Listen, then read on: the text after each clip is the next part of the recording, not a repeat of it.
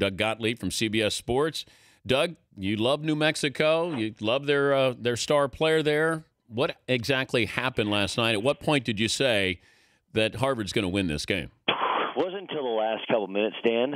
But what happened was Harvard out-schemed New Mexico. So the way New Mexico kind of changed their season at the end of the year, they installed Cameron Bairstow as their starting power forward. He's like 6'8". He's like the perfect teammate. Screens, rolls, catches. He's not a great scorer, but he does a lot of the little things. And he's very physical, almost to the point of constantly, being on that border of getting into foul trouble because he moves on screens.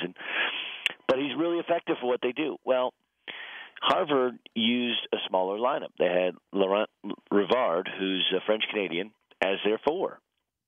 And it screwed New Mexico up because Bairstow kept losing him defensively. And Harvard's basic game plan was, hey, we're going to get it, try and score real quick. If not, we're going to run a bunch of clock, run motion offense, and then we're going to attack their big guys and then try and find, Rivard's man, because Rivard's going to help because he's a power forward. He's used to helping in the lane. And they kept kicking out for open threes, and then it would help. And then if New Mexico ran to him, he'd make an extra pass. The game plan was genius, and the players executed it. Now, that also provided the ability for New Mexico to score with Bairstow because he had a little guy on him. And he's just not a great scorer. He missed some shots around the hoop. He missed some free throws, and he got into a little bit of foul trouble because of a couple of those moving screens. So in a nutshell, if styles make the fight, I thought the style and the mismatch just at one position was really, really telling. And Steve Alford went a little bit small with Chad Adams, but he could have put Tony Snell on Rivard, and the thing would have been over. But New Mexico never got in rhythm.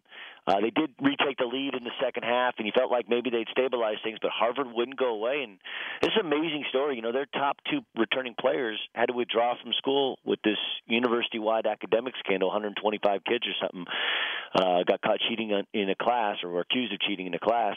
And so this was supposed to be a down year, and next year is the year for Harvard, and this is the year they win their first NCAA tournament game.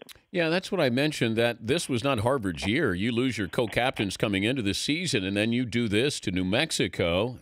Pretty shocking, but Amaker become a hot coaching property now with this, or do you feel like Harvard is a home for him? I think Harvard's home. I know SC would hire him. I know Northwestern would hire him.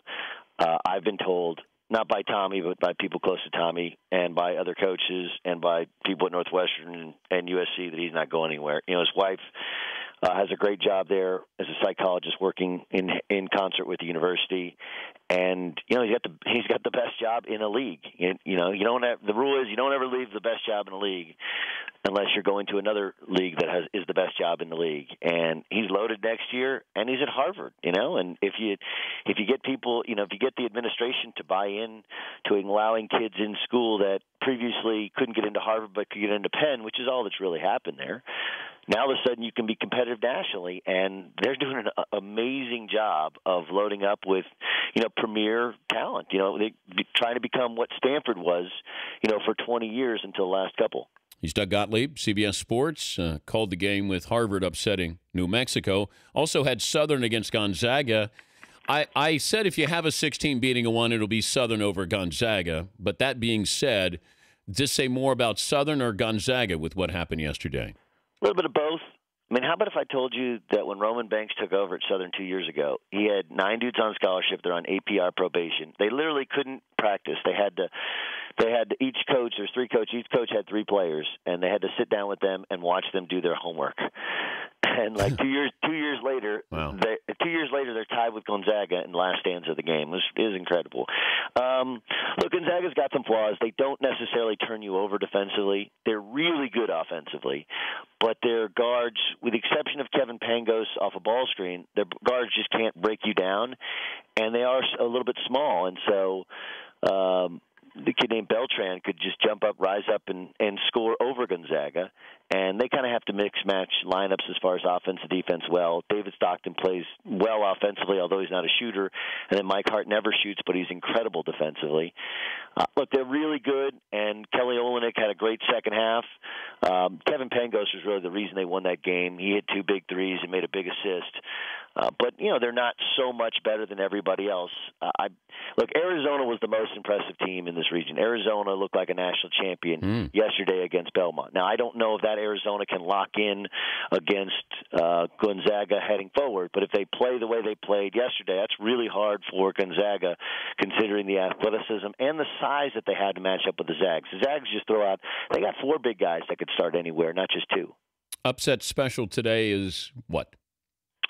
Minnesota's not an upset. That's the lock, though. Everybody says Minnesota's winning. It's a foregone conclusion there. Yeah. So they're going to beat UCLA. Mm-hmm. Does this spell the end of Ben Howland if they bow out? It sure seems that way. And I think, frankly, he's been treated just incredibly unfairly. I mean, you win the league, and then you lose your. And they've done a really good. They beat Arizona 3 times this year. 3 times, yeah. And you get fired. But some of this is just about not having positive equity. But if UCLA thinks that Ben Howland is the lone reason they're not putting people in Pauley Pavilion, they got their head in the sand. And they haven't been invested in the program in years. They just think we're UCLA, people will show up. Even for the next head coach, they redid their arena. They don't have a practice facility. They're playing 6 o'clock games, and they're in L.A. Nobody in big cities draws, period, end of story. So they better know who they're going to get, and they better be willing to throw $3 million out there, because I'll tell you, coaches will be very wary of taking over a program that fires a coach who just won his league. I got Jim Boeheim coming up next. What kind of mood do you think he'll be in? He'll be great. I texted back and forth with him, and I talked to Mike Hopkins the last couple of days. I told them I thought as soon as they got out of the league, this is what happens. Some teams are like Pittsburgh, Wisconsin. Those are really good league teams. They know how to play within your league. But you get out of the league, and all of a sudden now people don't know what you're doing. You get up and you get running up and down. You get free. He'll be great. And once he's got his seniors locked in and playing, they get out in transition. They should feel really good about the matchup with Cal. Cal's not a great zone team. Good to visit with you. Thanks for calling in. We appreciate it, Doug. I miss you, Dan. Thank you, Doug. Well, it wasn't I love you, Dan, but I miss you. So I appreciate that with Doug.